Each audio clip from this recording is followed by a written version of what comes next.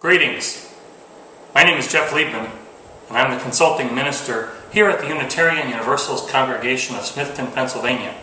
Welcome to our kitchen and dining room area.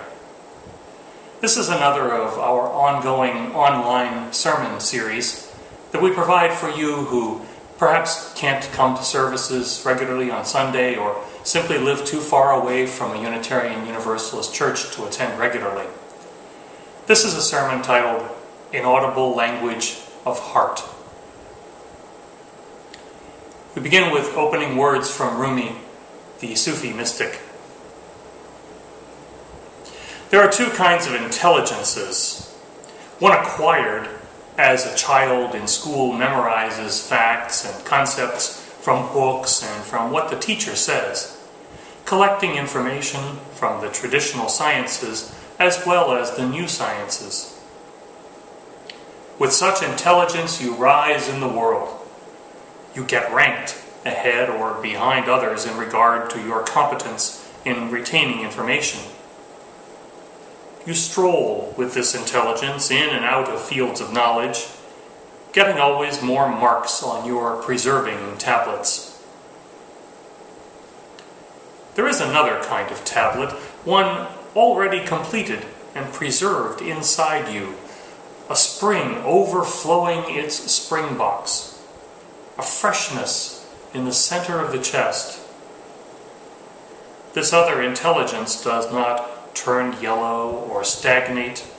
It's fluid, and it doesn't move from outside to inside through the conduits of plumbing learning. The second knowing is a fountainhead from within you, moving out.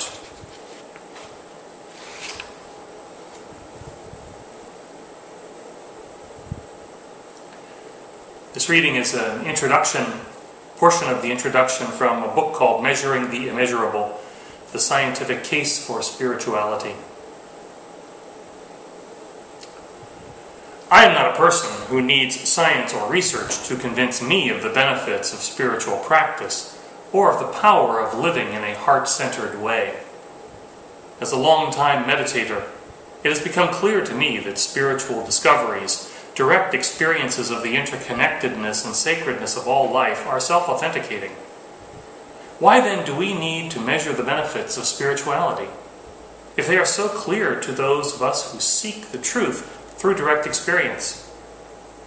As a society, we value what we can count. Without qualitative proof that a system or practice offers benefits, it's an uphill battle toward social acceptance. Additionally, many people already on a spiritual path may draw strength and validation from having their subjective experiences confirmed by the objective tools of science. Moreover, what if research can help spiritual practitioners refine and hone the way they approach traditional contemplative practice? If research findings and new spiritual technologies can help accelerate our access to expanded states of consciousness, I am interested and want to know more.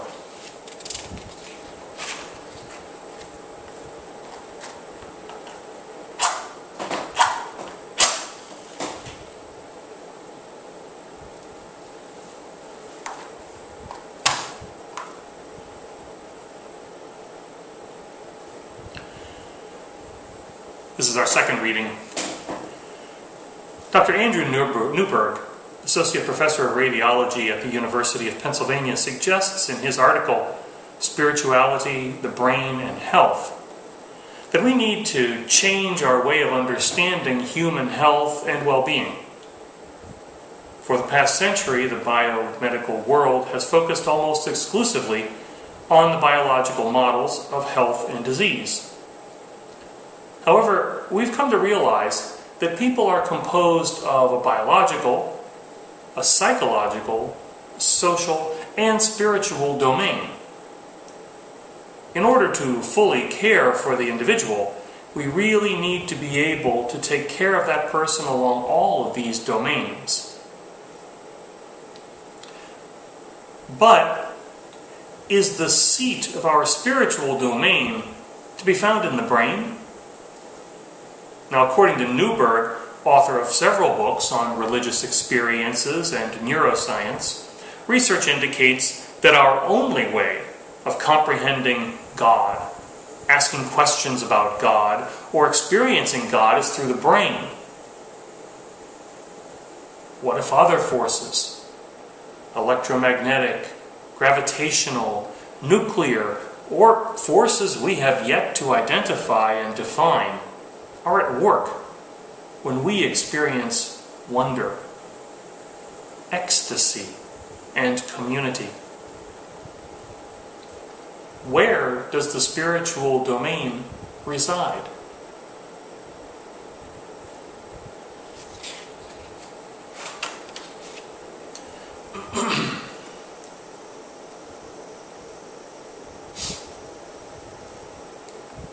When preliminary discussions conclude, we arrive at the heart of the matter. When someone you love with all of your heart grows distant, we dread the eventuality of a broken heart.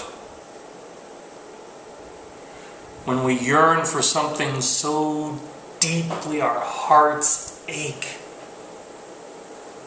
when we feel like jumping for joy, our hearts spring forth from our chests. The one constant defining our very lives, every moment through the years, our heartbeat. The heart represents the core of our very being. Whatever the viewpoint, physical, emotional, intellectual, or spiritual, our hearts reflect our deepest essence. Access to our hearts opens the portal to the intimate inner self, to the me that very few people will ever know completely. And yet, we can wear our hearts out on our sleeves.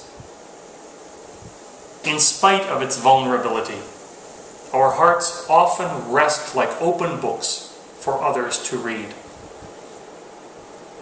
Many times we pour our hearts out searching for closer connections and richer relationships.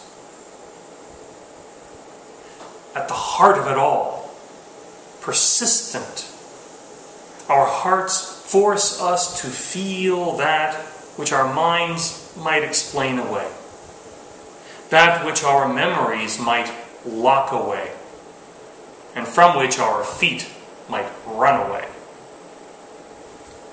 Our hearts, our way to feel, to remember, and to engage in life.